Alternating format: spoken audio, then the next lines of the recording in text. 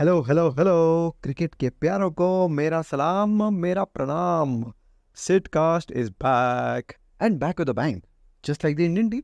वैसे देख लीजिए, इंडियन टीम का जो फिलहाल का शेड्यूल है ना, टेस्ट मैचेस का काफ़ी भरा हुआ है, घमासान है। अगले 4 महीनों में 10 टेस्ट मैच खेलने जा रही है। 2 बांग्लादेश के खिलाफ, 3 फिर न्यूजीलैंड के खिलाफ यहीं घर पर, और फिर जाएगी ऑस्ट्रेलिया और वहाँ खेलेगी 5 टेस्ट मैच। 5, इससे पहले हम 4 मैच की सीरीज के लिए जाते थे, इस बार 5 होंगी।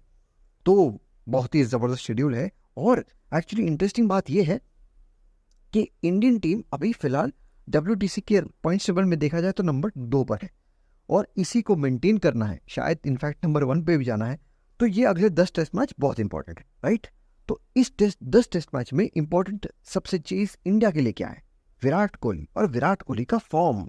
तो यही है आज का टॉपिक।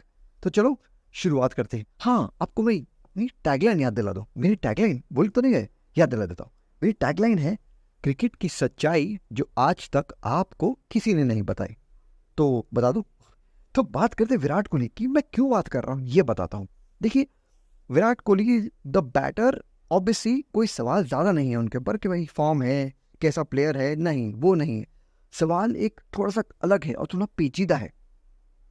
सवाल ये है कि फिलहाल अगर विराट का फॉर्म देखे, कुछ खास नहीं चल रहा है हाल फिलहाल में। ठीक है, T20 वर्ल्ड कप की फाइनल में 76 की इनिंग्स खेली, उन्होंने इंडिया को जिताया, वेरी गुड।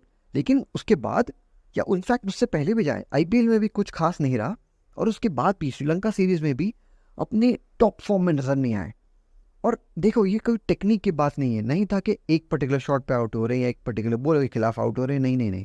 कुछ है, क्या है वो शायद विराट या उनके कोचेज ही जानते, मैं नहीं जानता। I am sure a lot of people are thinking about it, but कोई खास एक वजह नहीं दिख रही है।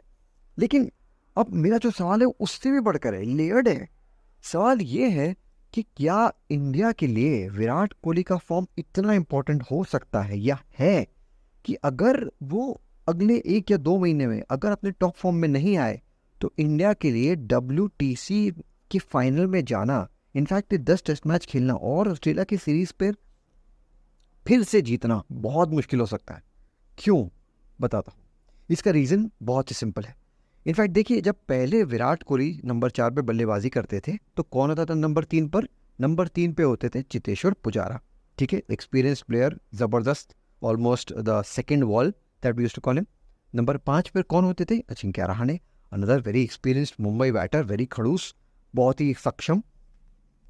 लेकिन अब थोड़ी सी बदलाव है, थोड़े से चेंजेस हैं। ये काया पलट जो इंडियन टीम की करने की कोशिश की है कोचेस ने।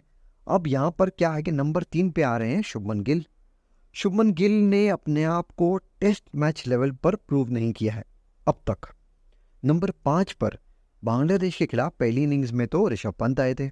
हो सकता है आगे जाके KL राहुल को यह मौका दिया जाए, या अगर राहुल का फॉर्म नहीं हो तो शायद कोई और ही नया खिलाड़ी हो, Sarfaraz Khan, I don't know, there are lot of other names.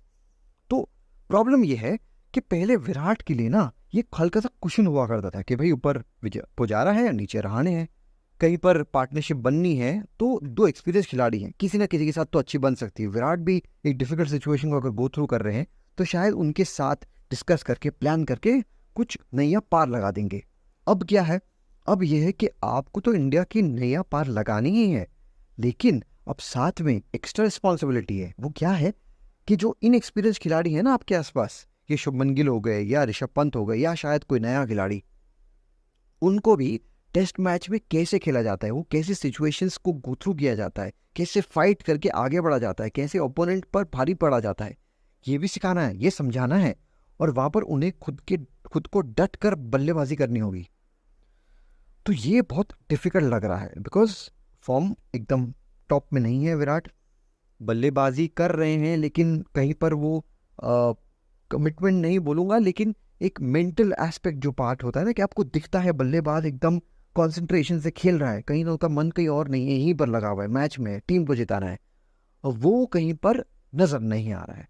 There is something, I don't know what it is, but problem ये है ना कि इंडियन टीम का भरोसा जो है विराट कोहली पर है, और विराट कोहली का फॉर्म अगर अच्छा नहीं चलता है तो इंडियन मिडिल ऑर्डर ना हिल जाता है। तो सवाल ये उठता है कि अगर विराट कोहली का फॉर्म पिकअप नहीं हुआ, शायद 1-2 टेस्ट मैच जाने देंगे, शायद न्यूजीलैंड की सीरीज में भी बोलेंगे चलो ठीक है पिचेस बहुत डिफिकल्ट थे या ऐसा या जो भी, ऑस्ट्रेलिया सीरीज बहुत डिफिकल्ट है, वहाँ हमको एक्सपीरियंस प्लेयर्स चाहिए। लेकिन ऑस्ट्रेलिया में भी अगर विराट अपना फॉर्म पिकअप नहीं कर पाए, 5 मैच की टेस्ट सीरीज है ये, WTC में अगर नंबर 1 या 2 पे रहना है तो वो सीरीज को जीतना होगा। क्या इंडियन टीम मैनेजमेंट वो एक बड़ा फैसला ले पाएंगे? अगर विराट का फॉर्म अच्छा नहीं चला तो क्या उन्हें रिप्लेस किया जाएगा? बड़ा सवाल है ये। I am tensed, I am little worried frankly. मुझे पता नहीं, मुझे मन में एक ऐसा डाउट आ रहा है दैट ऐसी पॉसिबिलिटी है end of the year could be end of Kohli. Maybe temporary. It might not be permanent. It might be he just needs a break. It might be that उनका फॉर्म ऐसा है कि शायद किसी और को मौका देने की गुंजाइश है, होगी, और ऐसा कर लिया तो क्या होगा, लोगों का, फैंस का क्या रिएक्शन होगा? बहुत इंटरेस्टिंग है, मैं बहुत इंटरेस्टेड हूँ। अगले 4 महीने बहुत क्रूशियल है, देखते हैं कैसा जाता है। चलिए, see you until next time. Goodbye.